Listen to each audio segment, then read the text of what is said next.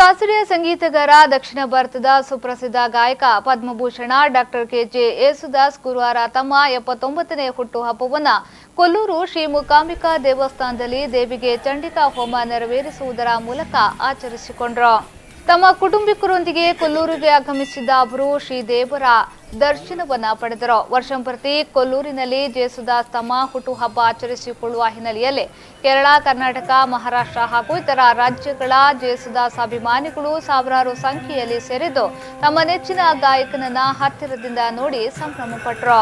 ಈ ದಿನ ಒಂದು ತುಂಬ ಅಮೃತವಾದಂತಹ ಗಳಿಗೆ ಕೊಲ್ಲೂರು ಮೂಕಾಂಬಿಕೆ ದೇವಸ್ಥಾನದಲ್ಲಿ ಕೆಜೆ ಯೇಸುದಾಸ್ ಅವರು ಆಗಮಿಸಿದ್ದಾರೆ. ಈ ದಿನ ಅವರ ಒಂದು 79ನೇ ಹುಟ್ಟುಹಬ್ಬ. ನಾನು ಕೂಡ ಬೆಳಗಾವಿಯಿಂದ ಬಂದಿರೋದು, ಅವರ ದೊಡ್ಡ ಫ್ಯಾನ್ ನಾನು. ಬೆಳಗ್ಗೆಯಿಂದನೇ ಇಲ್ಲಿ ಒಂದು CD ಅಂಗಡಿಲಿ ನೋಡ್ತಾ ಇದ್ದೆ, ಅವರು ಎಲ್ಲ ಕ್ಯಾಸೆಟ್ಗಳಿದ್ವು. ಬೆಳಗ್ಗೆಯಿಂದ ನಾನು ಸಿಂಗರ್ ಆಗಿರೋದ್ರಿಂದ ಅವ್ರನ್ನ ನೆನೆಸ್ಕೋತಾ ಇದ್ದೆ. ವಿಶೇಷವಾಗಿ ಅಮ್ಮನ ದೇವಸ್ಥಾನದಲ್ಲಿ ಅಮ್ಮನ ದರ್ಶನ ಆದಮೇಲೆ ಅವ್ರ ದರ್ಶನವೂ ಆಗುತ್ತೆ ಅಂತ ಅಂದ್ಕೊಂಡಿರಲಿಲ್ಲ. ತುಂಬ ಒಂದು ಸೌಭಾಗ್ಯ. ಈ ಒಂದು ಅಮೃತಗಳಿಗೆ ನಮಗೂ ಕೂಡ ಅವರ ಹುಟ್ಟುಹಬ್ಬಕ್ಕೆ ನಿಮ್ಮೆಲ್ಲರ ಪರವಾಗಿ ಅವರ 79ನೇ ಹುಟ್ಟುಹಬ್ಬ, ಅವರಿಗೆ ಹುಟ್ಟುಹಬ್ಬದ ಹಾರ್ದಿಕ ಶುಭಾಶಯಗಳನ್ನ ಹೇಳ್ತಾ ಇದ್ದೀವಿ. ಅವರು ಹೀಗೆ ನಮ್ಮ ದಕ್ಷಿಣ ಭಾರತದ ಒಂದು ಸುಂದರ ಕಂಠ.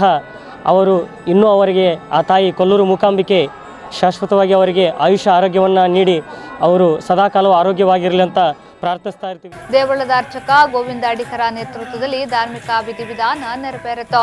ದೇವಳದ ವ್ಯವಸ್ಥಾಪನಾ ಸಮಿತಿ ಅಧ್ಯಕ್ಷ ಹರೀಶ್ ಕುಮಾರ್ ಶೆಟ್ಟಿ ಜೇಸುದಾಸ್ ಅವರನ್ನ ದೇವಳದ ವತಿಯಿಂದ ಗೌರವಿಸಿದ್ರು. ಈ ಸಂದರ್ಭದಲ್ಲಿ ಸಹಾಯಕ ಕಾರ್ಯನಿರ್ವಹಣಾಧಿಕಾರಿ ಕೃಷ್ಣಮೂರ್ತಿ ಮತ್ತಿತರರು ಉಪಸ್ಥಿತರಿದ್ದರು. ಜೇಸುದಾಸ್ ಶಿಷ್ಯ ಹಾಗೂ ಅಭಿಮಾನಿ ಕಾಂಜಂಗಡ್ ರಾಮಚಂದ್ರನ್ ಅವರ ನೇತೃತ್ವದಲ್ಲಿ ಸತತ 17ನೇ ವರ್ಷದಲ್ಲಿ ದೇವಸ್ಥಾನದ ಸ್ವರ್ಣಮುಖಿ ಸಭಾಭವನದಲ್ಲಿ ಬೆಳಗಿನಿಂದ ಸಂಜೆಯವರೆಗೆ ಸಂಗೀತ ಸುದೆ ನಡೆಯಿತು.